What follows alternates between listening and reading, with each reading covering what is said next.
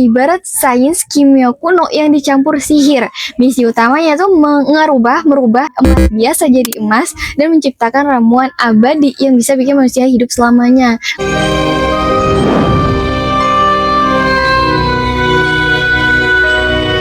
Here we go. Assalamualaikum, ketemu lagi dengan aku Sarah Radio, pencerita yang nemenin kamu dimanapun kalian berada. Nyadar gak sih, kan biasanya aku dulu video gini. Nah, kali ini aku mau duduk samping karena angle aku kiri. Ya.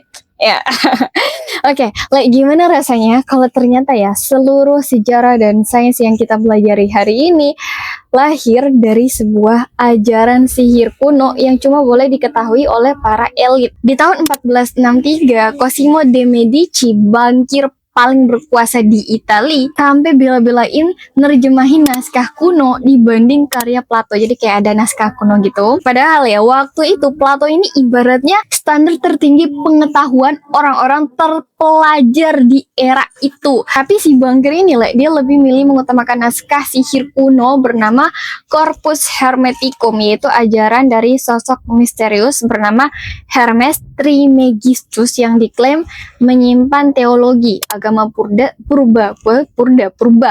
dari masa sebelum Nabi Musa. Nabi Musa versi mereka. Apa sebenarnya ajaran rahasia di balik lingkaran elit eksklusif ini? Here comes the topic today.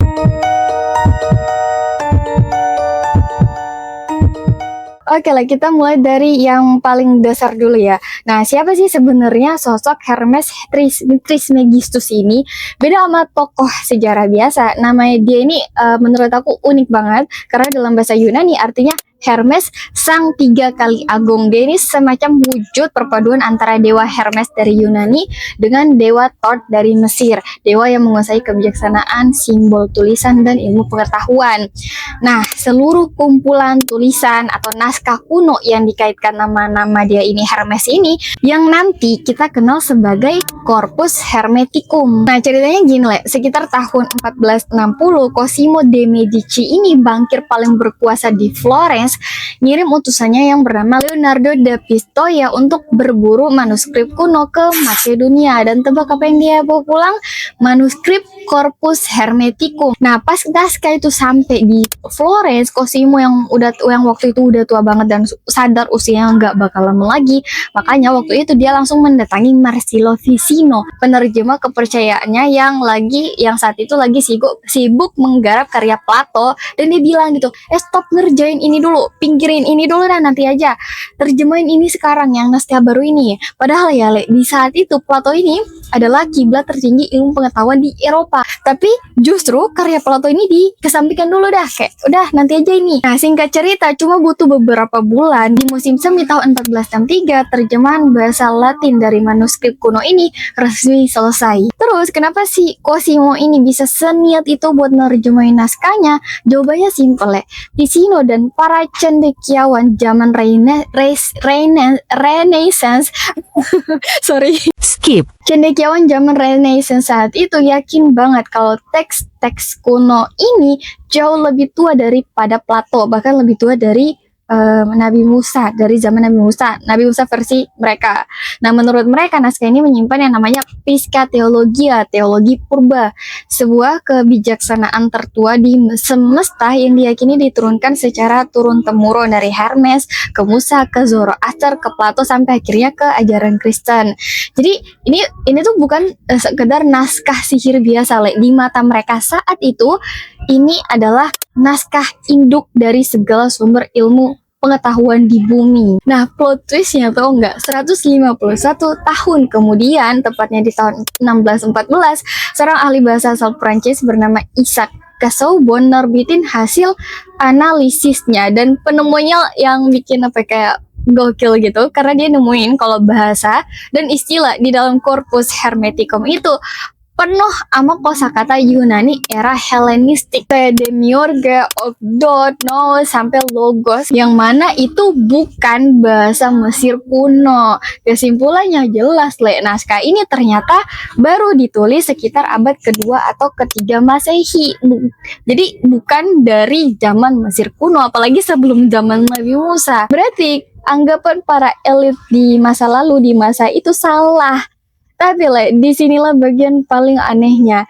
waktu pas penemuan itu dipublish, bukannya berhenti. Orang-orang paling cerdas di Eropa saat itu justru makin obses le.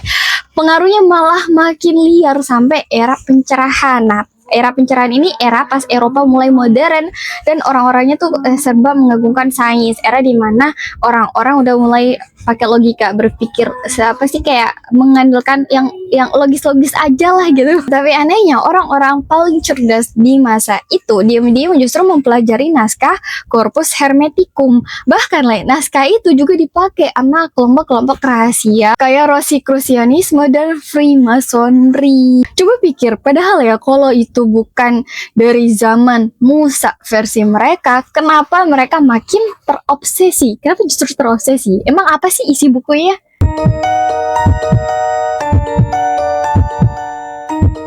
Nah, biar makin kebayang kenapa naskah ini sampai diperebutkan para penguasa, kita harus bedah dulu ajarannya. Jadi, Hermetisisme ini pada dasarnya punya dua lapisan ajaran. Lapisan pertama disebut eksoteris, yaitu ajaran yang dibagikan buat masyarakat umum. Isinya bisa terbilang ya standar-standar aja gitu, kayak ajaran kalau alam semesta itu satu kesatuan, ada tingkatan spiritual, dan manusia harus berusaha jadi orang baik secara rohani. Jadi kayak beragama lah yang baik gitu. Nah, lapisan kedua itu dinamain esoteris. Nah, bagian ini tuh ajaran inti yang cuma untuk lingkaran orang-orang terpilih, kalangan eksklusif. Dan di dalam lapisan ini ada konsep yang kedengarannya lumayan aneh, karena pertama itu ada yang namanya gnosis, pengetahuan ilahi yang didapat secara langsung. Dan yang kedua yang paling ekstrim yaitu gagasan self-deification. Maksudnya tuh ada kepercayaan kalau manusia itu bisa naik level sampai mencapai kesadaran ilahi. Nah, dalam salah satu teks Corpus Hermeticum yang berjudul Poimandres, di dalam itu dijelasin perjalanan yang menembus lapisan-lapisan kosmik sampai akhirnya menyatu dengan Yang Maha Kuasa. Skip. Pas ajaran hermetik ini menyebar, para elit saat itu juga mulai terobsesi sama Kabbalah Yahudi, sebuah sistem mistisme yang percaya kalau huruf Ibrani dan angka adalah kode sumber penciptaan alam semesta atau yang kita kenal sebagai gematria. Nah, dari seluruh ajaran rahasia ini ada satu prinsip dasar yang paling terkenal. Kalian mungkin pernah dengar frasa as above so below atau seperti di atas begitu pula di bawah, yang maknanya itu apa yang terjadi di atas sana di alam semesta itu mencerminkan apa yang terjadi di bumi. Frasa ini diambil dari Emerald Table, kitab paling sakral dalam ajaran hermetik. Dan prinsip as above so below inilah yang belakangan sering dipakai sama penganut teori konspirasi buat membaca simbol-simbol di dunia. Kan ada eksoteris, ajaran terbuka untuk publik, dan ada esoteris, tertutup untuk kelompok rahasia yang percaya pada tradisi-tradisi mistis kuno kayak simbol mata satu uang dolar, obelisk Mesir di tengah Vatikan, sampai tata letak kota Washington DC. Yang menurut para penganut teori konspirasi, kalau itu adalah bahasa rahasia yang menyatukan pola langit dengan kekuasaan di bumi. Nah, sekarang bagian yang paling bikin geleng-geleng kepala gitu, geleng-geleng kepala le. Nah, siapa sebenarnya orang-orang hebat yang diam-diam mendalami ajaran ini di balik layar? Kita mulai dari sosok bernama John Dee. Di depan publik, John Dee ini dikenal sebagai matematikawan jenius sekaligus penasihat ilmiah paling dipercaya sama Ratu Elizabeth I dari Inggris. Tapi di balik tahta, dia itu ternyata adalah penggila okultisme. Dia obses banget ke hal-hal mistis, ke praktek-praktek ilmu gaib dan kemampuan berkomunikasi dengan roh. Gak cuma itu dia juga merupakan penganut alkimia berat. Jadi dia ini bisa dibilang peneliti ilmu kimia kuno yang terobsesi nyari ramuan keabadian lewat filsafat hermetik. Buat yang belum tahu filsafat hermetik itu ajaran kuno yang percaya kalau semua rahasia alam semesta itu saling terhubung dari gerakan bintang di langit sampai molekul di bumi.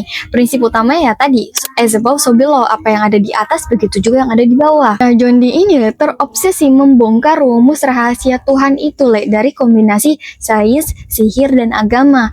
Saking gilanya dia sampai menciptakan satu simbol esoteris bernama Monas Hieroglyphica yang diklaim dapat menyatukan seluruh rahasia alam semesta. Fun fact-nya John Dee ini adalah sosok yang pertama kali mencetuskan istilah British Empire atau Kekaisaran Britania, kekaisaran terbesar dalam sejarah manusia. Nama dan pondasinya dirancang oleh seorang penasihat spiritual rahasia. Bahkan ya, pas Ratu Elizabeth I mau naik tahta, sang ratu nggak minta saran jenderal atau minta pendeta buat nentuin hari penobatannya.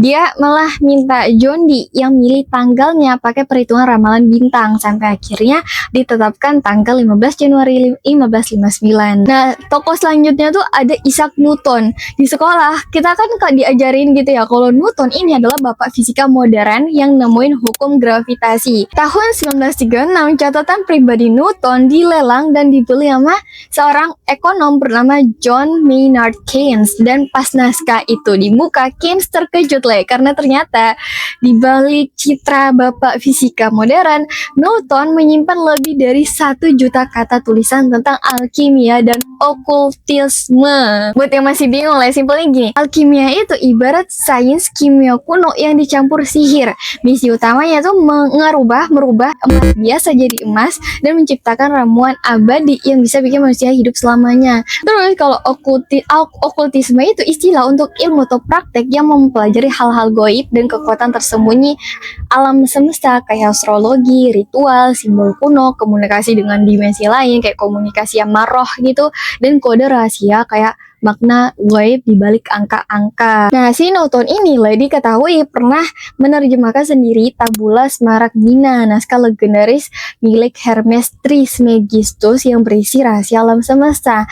Naskah itu katanya menyimpan prinsip alkimia kuno. Isinya tulisan kuno yang menurut teka-teki yang menurut legenda menyimpan rumus rahasia penciptaan alam semesta. Para ilmuwan di abad ke-15 sampai abad ke-17 percaya kalau seseorang berhasil memecahkan kode rahasia di naskah ini, dia bukan cuma bisa mengubah logam jadi emas, tapi dia juga bisa menguasai rahasia kehidupan. Nah, setelah membaca manuskrip-manuskrip itu, dari situ Keynes, si pembeli naskah kuno milik Newton ini, langsung ngomong, Newton was not the first of the age of reason, he was the last of magicians. Kurang lebih itu maksudnya kayak, iya, Newton itu bukan pionir pertama dari era sains modern, dia adalah penyihir terakhir yang pernah hidup. Begini kaget kayak, wow, ternyata bapak sains fisika modern itu penganut okultisme. Kan biasanya kalau sains identik sama rasionalitas, tapi ternyata pas dia dapet itu kayak, dia ngapain gitu, kok ada apa sih,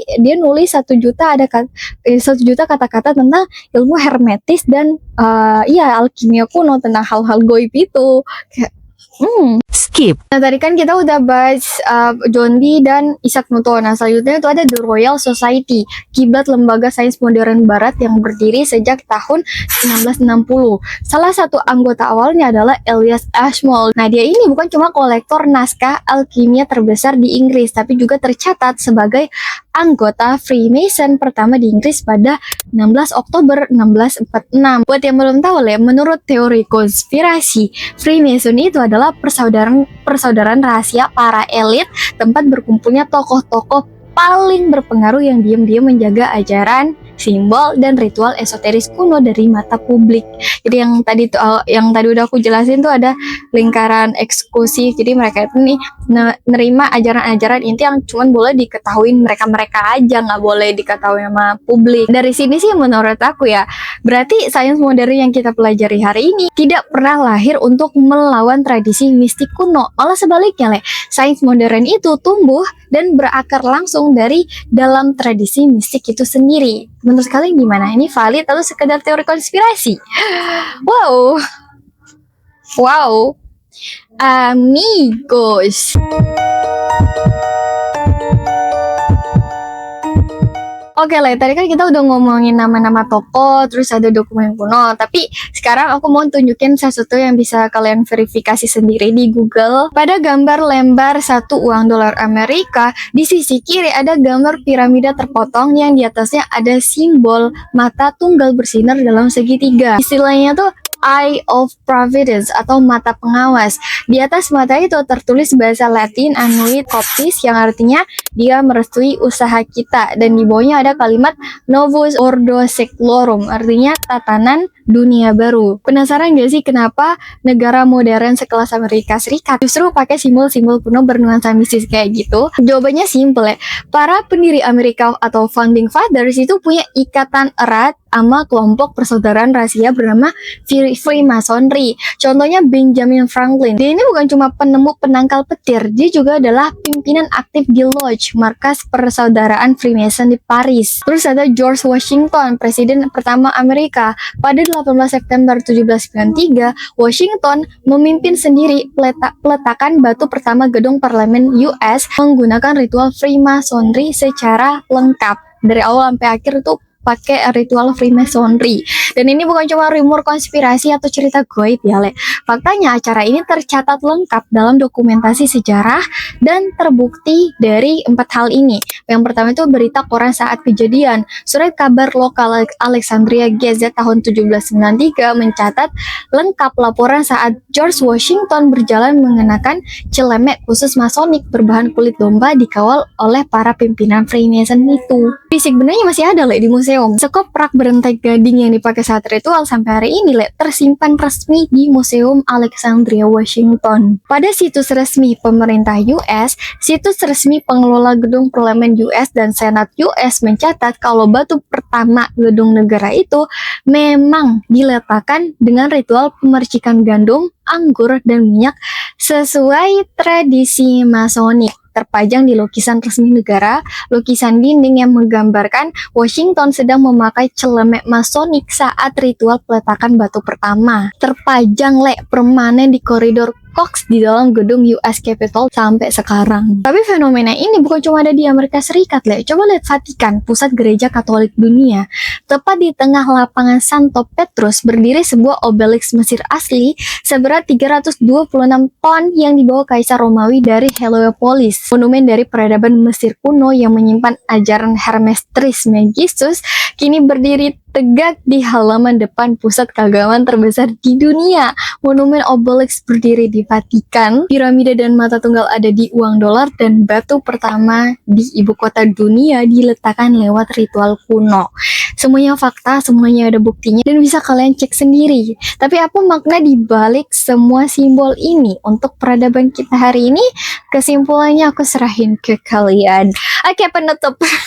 Skip. Jadi gimana, Le? Aneh tapi nyata kan sejarah yang selama ini kita baca di buku-buku sekolah ternyata cuma sisi luarnya aja. Di baliknya ada pergerakan rahasia bernama Hermetisisme yang selama ribuan tahun diam-diam menggerakkan peta politik dunia, memicu lahirnya sains modern sampai membentuk cara para elit membangun peradaban hari ini. Dari pangeran bankir Medici di era Renaissance, penasihat rahasia kerajaan Britania, bapak fisika modern sekelas Isaac Newton, sampai para pendiri Amerika Serikat. Mereka semua terobsesi sama satu keyakinan bahwa teologi, agama, dan ilmu kuno itulah yang menyimpan kunci rahasia penciptaan semesta. Dari sini kelihatan jelas kan kenapa ajaran ini dijaga secara eksklusif di lingkaran elit dan kelompok Freemasonry. Karena buat mereka, knowledge is power. Pengetahuan adalah kekuatan. Nah, menurut kalian gimana, Le?